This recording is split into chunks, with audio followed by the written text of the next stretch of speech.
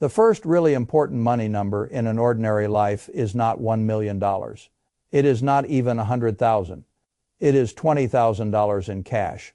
That sounds almost insulting to people who are used to hearing about money in a theatrical way. They want the big number, the life-changing number, the number that sounds worthy of a book title and a thumbnail and a dinner table confession. They want the kind of number that makes a person sit up straighter when he says it aloud. $20,000 does not sound like that. It sounds modest. It sounds almost disappointingly normal. That is exactly why it matters so much. The public has been trained to think about wealth in the language of visible abundance. A beautiful house, a luxury car, the account balance with enough zeros that a man starts speaking more slowly when money comes. But for the great majority of people, that is not where life first changes. Life first changes when one ordinary emergency stops having the power to throw the entire system into panic. That is what $20,000 often does. It is not rich in the grand sense. It is not freedom in the permanent sense. But for millions of households, it is the first real financial floor. I have spent my life around capital. I have seen fortunes made and destroyed, large businesses rise and fall, cycles of greed and fear repeat themselves with new vocabulary, and ordinary people do astonishingly rational things in one season and astonishingly foolish things in the next. And the older I get, the less interested I become in money as spectacle. I care about money as structure. What does it allow? What does it prevent? What kind of life does it make possible? What kind of fear does it remove? What kind of mistakes does it stop becoming fatal? Those are much better questions than the ones most people ask. Most people ask, how much would make me feel rich? The more useful question is, how much would make me stop being fragile? That is where financial life really begins. If you have never lived without margin, you may not fully understand how much of ordinary life is shaped by its absence. The person with very little reserve is not simply poorer, in the obvious sense. He is mentally narrower. He lives closer to reaction. He is forced to think in shorter windows. He is more agreeable than he should be, more cautious in the wrong places, more reckless in others, and more likely to tolerate bad arrangements simply because he cannot afford the momentary cost of escaping them. That is what low reserves do. They do not merely reduce your options, they reduce the quality of your thinking. A person with no real cash cushion does not experience a flat tire as a nuisance. He experiences it as a strategic event. A medical bill is not a line item. It is a problem of sequencing. The wrong expense on the wrong day becomes a chain reaction. One card gets used, then another, then the statement arrives, then interest begins, then a small mistake becomes a recurring drag. This is how the ordinary financial life of many people is organized. Not around prosperity, and not even around poverty in the cinematic sense. Around recurring fragility. The system knows this. Banks know it, card issuers know it, fintech companies know it. The entire retail financial world has learned how to make excellent money from people who are not ruined, only slightly short. That is the sweet spot. A bankrupt man is not a good customer. A consistently fragile man is. He pays the fee, he takes the overdraft, he revolves the balance. He accepts the personal loan at an ugly rate because he does not have the luxury of waiting for something better. He buys convenience now and finances it with future stress. This is why I say the first $20,000 does more than create safety. It starts removing a person from the ideal profit profile of the consumer finance system. That is a very large shift. People often think the bank likes a person with a little money because now he is stable and therefore admirable. I do not think in those sentimental terms. The bank likes recoverability and revenue. It likes customers who still need products. It likes stable income and thin margin. It likes the person whose life appears orderly enough to extend more credit to and fragile enough to keep that credit profitable. But the person who begins building a genuine cash floor becomes harder to monetize in the wrong ways. He overdrafts less. He accepts fewer predatory terms. He needs fewer emergency products. He becomes much less edible. That is what the public misses. They think savings are just money sitting there. They are not savings. Change the relationship between the individual and the institutions around him. If you carry $20,000 in liquid reserves, something happens that the public does not celebrate enough. You stop being quite so easy to corner. That is one of the greatest feelings in the world. Now, let me be clear about what I mean by $20,000. I do not mean $20,000 in retirement money that would cost you taxes and penalties to pull out. I do not mean $20,000 of home equity that exists impressively on paper and uselessly in a checking account emergency. I do not mean $20,000 spread across a brokerage account full of volatile assets that may be down exactly when you need them. I mean cash like money available, boring, ready, a buffer, a moat, a financial floor that says, if life gives me a few hard months in a row, I will not immediately be forced into the most expensive possible decisions. That is the key. Not comfort in the abstract, reduced urgency. Urgency is expensive. It is expensive in interest. It is expensive in career decisions. It is expensive in health choices. It is expensive in negotiations. It is expensive in every category of life where the weaker party is the one who cannot wait. The person with no reserve cannot wait. That is his whole problem. He cannot wait for the right apartment. He cannot wait for the repair to be priced properly. He cannot wait for the panic in the market to pass. He cannot wait for the next month. So he takes bad terms. Now, that is what fragility does. This is why I think $20,000 is such a useful threshold for many households. It is not a universal number. In a very high-cost city, it may be too low. In a tiny town with modest expenses, a smaller figure may already be powerful. But $20,000 is psychologically and practically large enough that many people first experience what I would call non-dramatic breathing room, not permanent freedom. Breathing room, and that is precious. The public is always chasing dramatic freedom. They underestimate how much a little non-dramatic breathing room can change the shape of a life. Imagine two people with the same job, the same talent, and the same irritating boss. One has $1,000 in cash, the other has $20,000. The boss behaves badly toward both of them. The first person feels anger and then immediately feels mathematics. He cannot leave. He cannot wait. He cannot risk the gap. Every insult, every unreasonable demand, every extra hour attaches itself to one fact. He needs the next paycheck, exactly on time. The second person feels the same anger. But inside his mind another sentence exists. I do not have to stay forever.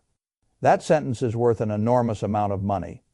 Not because it makes the job disappear, because it changes the balance of power. Cash is refusal power. Cash is time converted into optionality. People think $20,000 just sits in an account. No, it changes the posture of the owner, and posture matters. The person with reserves negotiates differently. He can say no. He can walk more slowly. He can endure a market decline without immediately turning his long-term assets into short-term cash. He can think. Thinking is one of the first luxuries money buys properly. This is also why I become suspicious when people celebrate the number itself too early. They look at $20,000 and think, I made it. That is often the beginning of trouble, because $20,000 for many people is the exact moment when the world around them starts acting as though they are finally ready to be sold to a better card, a bigger limit, a more premium account, a financing offer that sounds respectful instead of desperate, a nicer apartment that suddenly feels attainable, a car payment that now looks less absurd because the emergency fund exists, a vacation that can finally be justified because life has been hard and discipline deserves reward. This is where people often make their first great post. Scarcity mistake. They confuse the first real floor with a finish line. That confusion is expensive. Once a person reaches a figure like 20,000, he should not immediately ask what he can now consume. He should ask what rule this number now represents. If there is no rule, the number often vanishes. I have watched people climb to 10,000, 15,000, 20,000, then let one car repair, one family emergency, one upgrade, one trip, one impulsive decision, and one soft month at work pull the whole thing apart. Then they begin again, and again, and again. They are not lazy. They are not bad with money in the moral sense. They simply never received the level 2 instructions. They thought the purpose of reaching the number was to relax. The real purpose is to install. That is what I would tell you. Once you hit the first serious reserve threshold, the rule changes. That number is no longer a goal. It is a line. You do not casually cross downward. The money above it can be allocated. The money at the floor is sacred, except for true emergency. This distinction matters because it creates hierarchy. And hierarchy is what gives money structure. Without hierarchy, every dollar is emotionally available. Once every dollar is emotionally available, the floor stops being a floor and becomes delayed spending. That will not do. I prefer a three-layer approach. The floor, the growth layer, the freedom layer. The floor is the cash reserve you do not violate except for actual emergency. Rent, food, utilities, transportation necessary for work, insurance, unavoidable medical issues, true survival and continuity needs, not boredom, not sales, not social pressure, not the little luxurious lies adults tell themselves when they want to spend without calling it spending. Above the floor is the growth layer. This is where long-term money begins to work. Retirement contributions, broad low, cost index funds, tax-advantaged accounts, productive assets, the money whose job is not to rescue this month, but to make later decades lighter. Above that is the freedom layer. This is where optional upgrades, learning, relocation, selective enjoyment, and deliberate life design sit.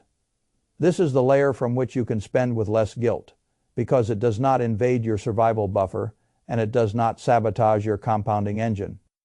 People who do not separate these layers keep forcing each layer to do the wrong job. They use investments as emergency funds.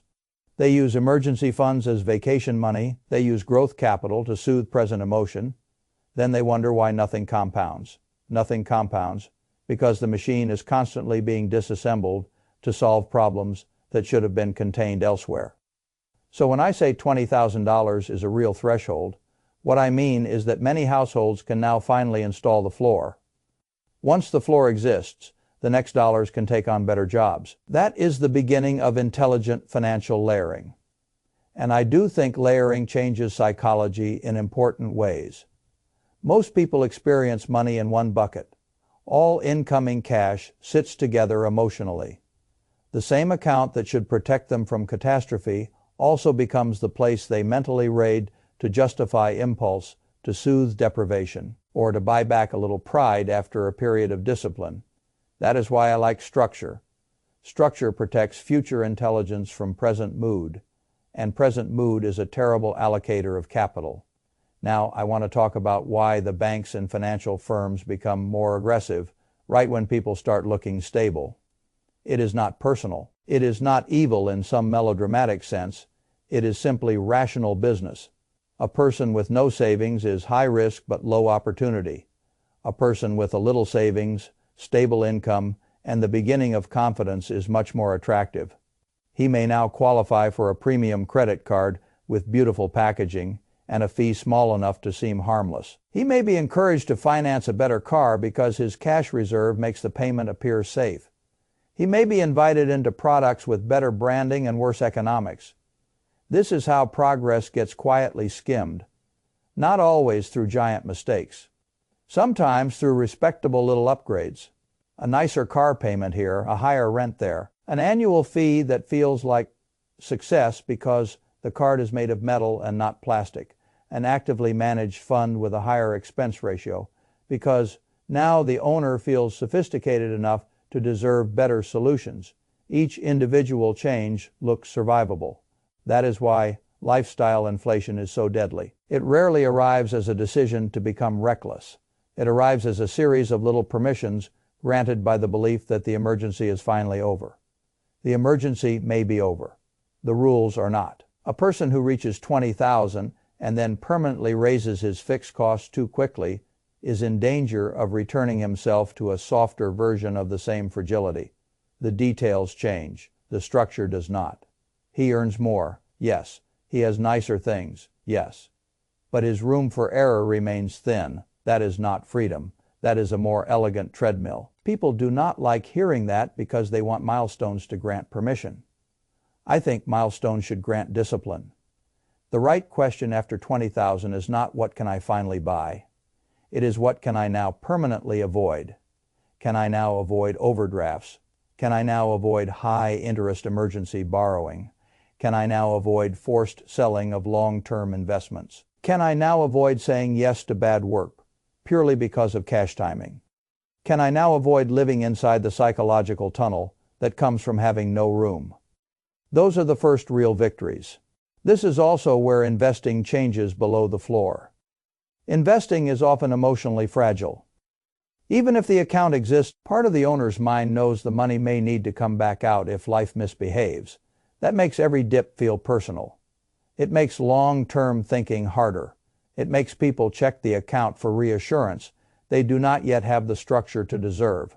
Above the floor, investing becomes cleaner. Now the long-term money has a better chance of staying long-term. That is everything.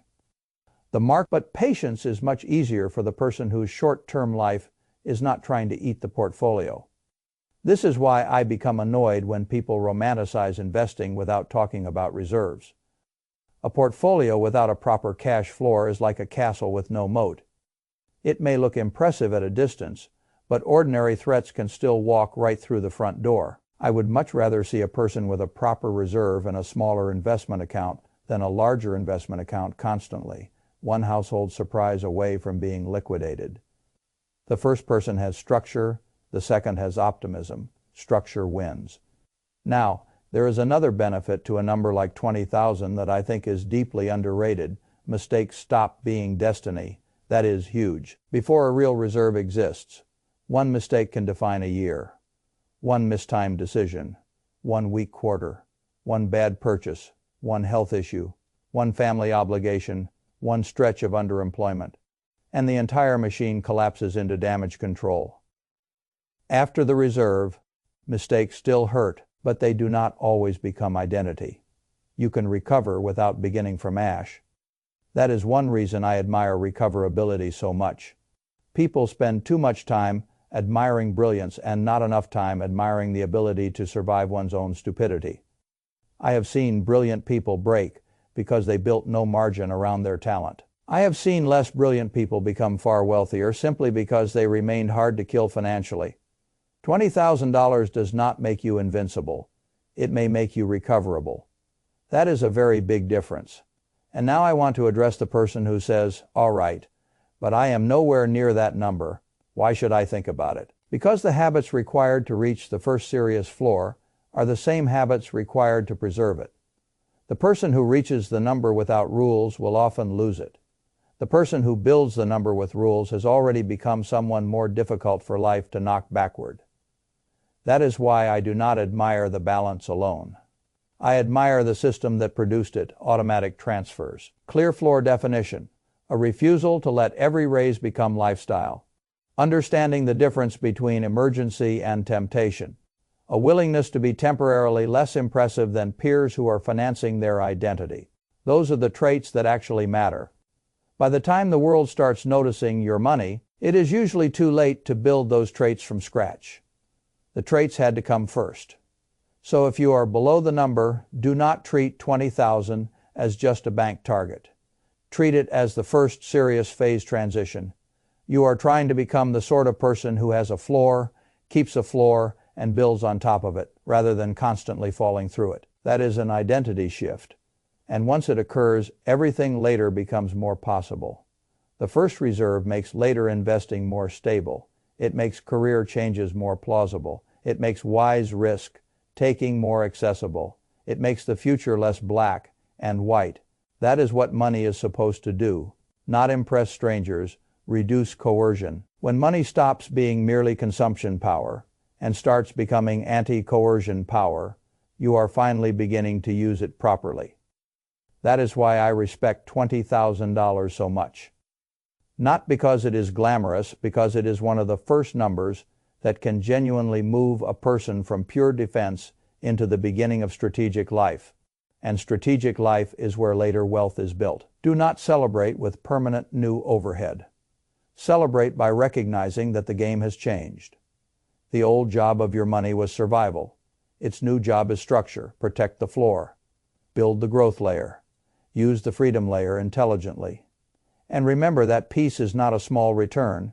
For many people, it is the first return that matters at all. There is one more change that begins around that kind of cash threshold, and I do not think people honor it enough. Your tolerance for waiting improves. This is one of the rarest advantages in economic life. The person with no reserves must rush. He must take the first repair quote, the first apartment, the first financing option, the first ugly job offer, the first compromise. He becomes a customer of immediacy, and immediacy is one of the most expensive markets in the world. The person with reserves can pause, he can compare, he can think overnight. He can let a bad offer expire, he can survive a little silence. That does not merely save him money in the obvious sense. It improves the quality of everything that follows. Better job matches, better purchases, better rates, better decisions, better long-term ownership behavior. This matters in investing too. The person with no floor often thinks he is risk tolerant because he buys volatile things. That is not risk tolerance. That is often just desperation wearing the costume of courage. Real risk tolerance begins when you can hold through uncertainty without your basic life starting to shake. A person with $20,000 in reserve is still not rich, but for many people he is finally capable of long-term behavior. He can keep buying through a decline. He can avoid turning every market drop into a personal crisis. He can let the growth layer remain in the growth layer because the floor is doing its job. This is why I say the first reserve is not anti-investing. It is pro. Investing in the deepest possible way. It gives your future compounding engine the right to exist without constant interruption. And once that happens, something subtle but profound begins. Money stops feeling like a series of emergencies and starts feeling like a set of assignments. One part protects, one part grows, one part expands possibility.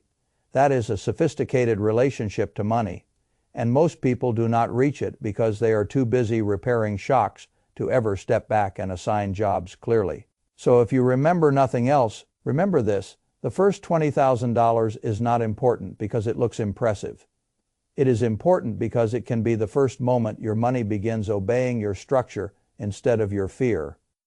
That is the beginning of adulthood in finance. Not the salary, not the card, not the appearance of success, the floor. Build it, protect it, then let everything above it go to war for your future.